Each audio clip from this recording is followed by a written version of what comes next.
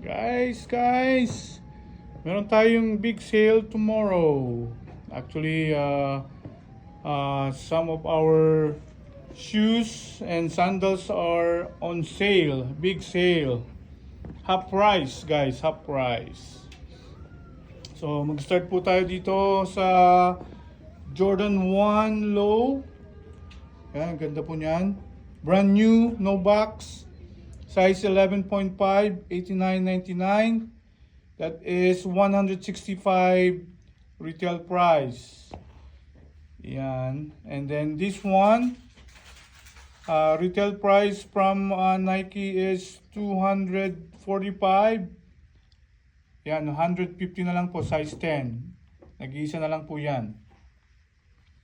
And this one, Jordan 4 RM, 7.5 men's or 9 women's.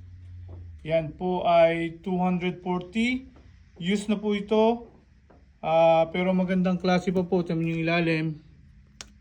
Yan. We're going to sell for $75. Guys, $75. This one, Nike sandals. Used din. Pero ang ganda pa ng ilalim. We're going to sell it for only $25. Size 7 men's or 8 women's. Yan. And this one, Nike Air Force 1. Meron po kaming size 7, 6.5Y, and 5Y. For only $85. Limited time lang po, guys. Brand new. And this one is brand new, Adidas Philippines. Yan. Mayroong tatlong star sa likod. And color is Philippines. Jalen Green shoes from Adidas. Only $100, half price. And this one, Nike Dunk High, size 10. And only for $100 as well. And this one, Nike Earth Up Tempo. Yan. Ganda ng color combination, size 9. From 250, gagawin na lang po natin na 150. So, for Converse, 130 po sa na retail price, gagawin po nating $50 na lang po, nag-iisa na lang po kasi. And this one is A6 Jogger, size 12, $75 only, brand new.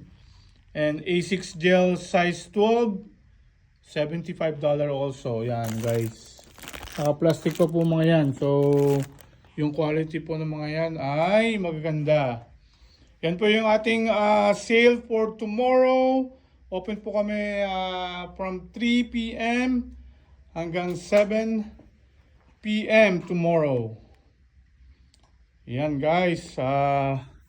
So guys, thank you for watching and hope to see you guys tomorrow in our store in Leduc, or private message po kayo sa amin.